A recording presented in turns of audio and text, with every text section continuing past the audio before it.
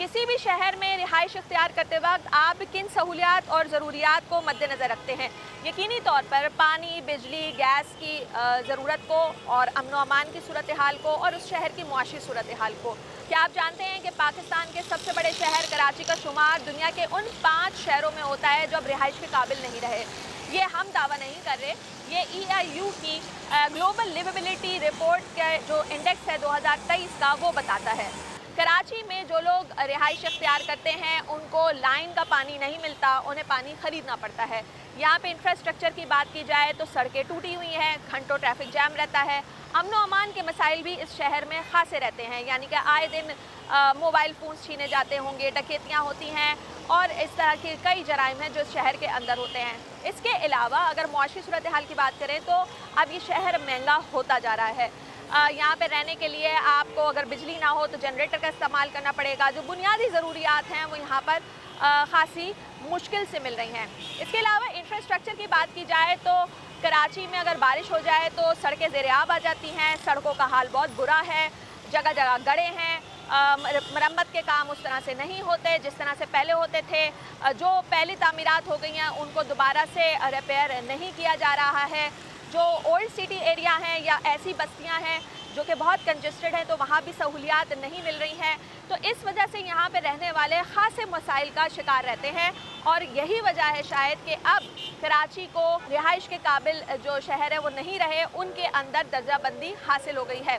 2022 की यही रिपोर्ट में 140 शहरों का जायज़ा लिया गया था जिसमें कराची 136वें नंबर पे था और अब कराची का शुमार दुनिया के उन 5 शहरों में हो रहा है जो रिहाइश के काबिल नहीं रहे। देखना ये है कि इस रिपोर्ट के बाद कराची की जो इंफ्रास्ट्रक्चर है उसको बेहतर करने के लिए क्या काम होगा।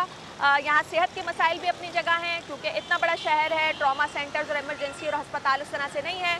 आबादी बढ़ती जा रही है, मसाइल बढ़ते जा रहे हैं, लेकिन अब इस रिपोर्ट पे बेहतर दर्जाबंदी पे लाने के लिए क्या एफर्ट की जाएंगी, इसके लिए इंतज़ार करना पड़ेगा। ये शहर अब रहने के काबिल रहा नहीं है। हर जगह कचरों के ढेर हैं। बारिश हो जाए तो घर से निकलने को बंदा सोचता है कि कोई हादसा नहीं हो जाए, कोई मामलात नहीं हो जाए। हर जगह पानी की निकासी का कोई मामलात सही नहीं है। हर जगह कचरों के ढेर नज़र आएंगे आपको, गंदगी बेहिसाब है। एक तो मसला नहीं, सारे ही मसले हैं। मतलब पानी नहीं है, बिजली नहीं है, गैस नहीं है, सेवरेज का निज़ाम नहीं है, सड़कें नहीं, क्या क्या क्या क्या गिनाया। हमारी सड़कें सही नहीं है, सड़कों पर पानी भर जाता है जहाँ बारिश होती है तो जब। और दूसरा मसला ये है यहाँ पे पानी नहीं आता और गैस नहीं होती, लाइट नहीं होती हमारे यहाँ। हमारे यहाँ रहना बहुत मुश्किल बना हुआ है। मसला तो सब लोगों का है, पानी का भी है, गैस का भी है, बेरोज़गारी का भी है। सबसे अहम मसला जो है ना बेरोज़गारी का है। कितने लोग बेरोज़गार बैठे हुए, कंपनी बंद हुए, तो गरीब आदमी क्या करे? जिसका घर किराया है वो क्या करेगा? मसला तो पानी, बिजली का, गैस का जो है ना ये रहा है, हमेशा से रहा है। इतना नहीं रहा जैसा अब हो गया, अब तो कुछ ज़्यादा ही हो गया। अल्लाह ही बेहतर करे तो हो जाए, हम बंदे तो नहीं करेंगे। ये हुकूमत नहीं करेगी, कोई भी हुकूमत आया नहीं कर सकती। ये सिचुएशन 12 महीने की है, मतलब कोई सुनने वाला नहीं है, कोई कुछ करने वाला नहीं है। जो इस एरिया के, मेरा कहना ये है कि जो इस एरिया के ज़िम्मेदार हैं, क्या उनकी रिस्पॉन्सिबिलिटी नहीं है इन चीज़ों को देखना?